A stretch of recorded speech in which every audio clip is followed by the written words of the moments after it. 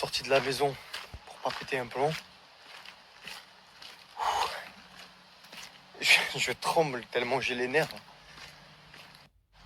On est des personnages publics, pas de problème. On peut être d'accord avec nous ou pas, pas de problème. Mais il y a des limites à ne jamais dépasser.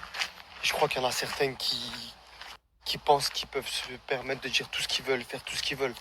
Ils pensent peut-être que je suis né sur Instagram et que je suis une petite merde derrière son écran à qui tu peux tout dire, à qui tu peux tout faire.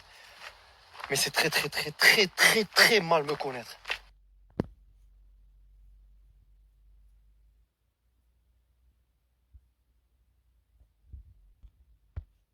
Le problème, c'est qu'il y a des gens qui parlent mal, qui se permettent de diffuser des vieilles vidéos de ta femme avec des mecs dans des clips, qui se permettent de dire ferme tes cuisses si tu veux pas de gosse, prends des pilules, des trucs très graves, des trucs que j'ai du mal à sortir tellement j'ai envie de vomir.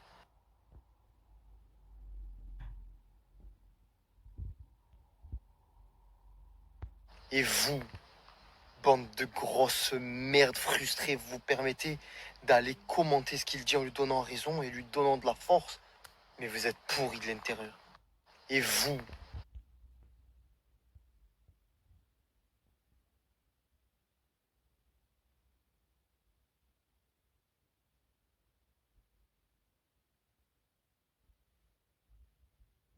mais puisque tu te permets de nous afficher, je vais me permettre de crier à tout le monde la fiotte que tu es, parce que t'es pas un homme.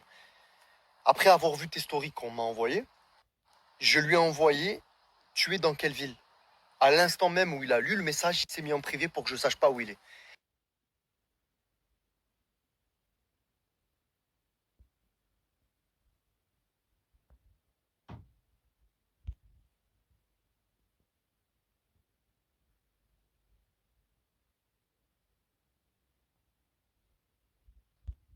Mais le pire, c'est la dernière fois.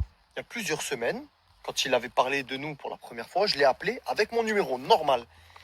Et je lui ai dit, écoute-moi, peut-être que tu as mal compris certaines choses qu'on a dites à travers nos vidéos. Donc, je vais tout remettre dans leur contexte. Et après, si tu veux continuer de parler de nous, vas-y, fais ta vie. Sache juste que si tu parles de ma femme, tu auras affaire à moi. Parce que moi, la guerre des réseaux, c'est pas mon truc. Je parlerai pas de toi. Je te citerai pas, mais j'ai une vie en dehors. Il s'est excusé. Il s'est chié dessus pour parler franchement. Ça sentait la merde à des kilomètres au point où j'aurais même dû lui envoyer des couches pour pallier aux fuites qu'il devait avoir. Mais le petit poussé qui se met de la merde partout où il passait, il a dû oublier.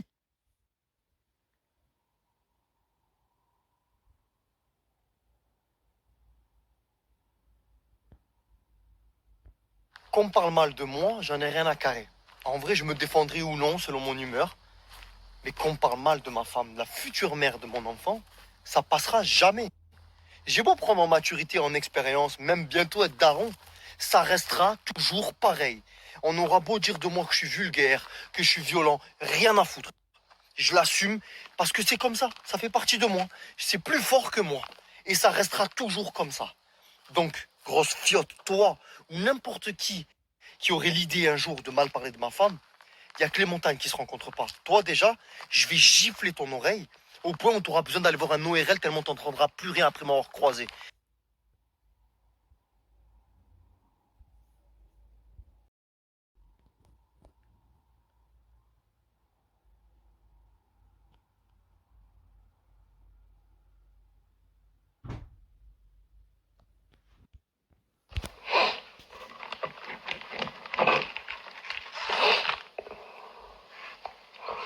Ouais, j'entends. Pourquoi tu fais ça? J'ai pas compris en fait. Ouais, en fait, je comprends pas. Moi, quand t'es venu moi en privé, j'ai supprimé sans faire de chichi. Parce que je me suis dit, voilà, ça se fait pas. Peut-être que je les ai blessés, peut-être que j'étais méchant. En plus, voilà, Shana, c'est une femme enceinte et tout. Je me suis dit, vas-y, nous, on n'est pas des gens mauvais. Alors que j'ai dit tout ce que beaucoup de gens pensaient tout haut, déjà. Enfin, tout bas, pardon.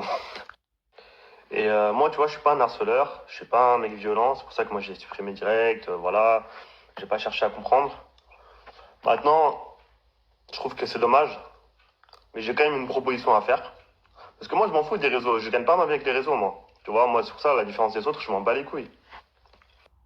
Bon, du coup, John, ce que j'aimerais te proposer, c'est que si tu veux, voilà, j'y viens vous voir dans le sud. Je me déplace, je prends le transport à ma charge, l'hôtel à ma charge, et on fait une confrontation autour d'une table, on discute.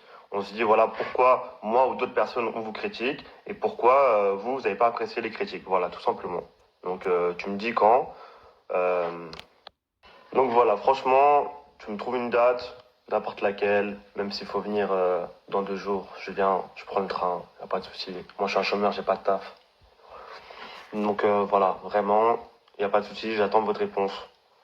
Et je viendrai seul, voilà. Faites-moi pas de guet-apens.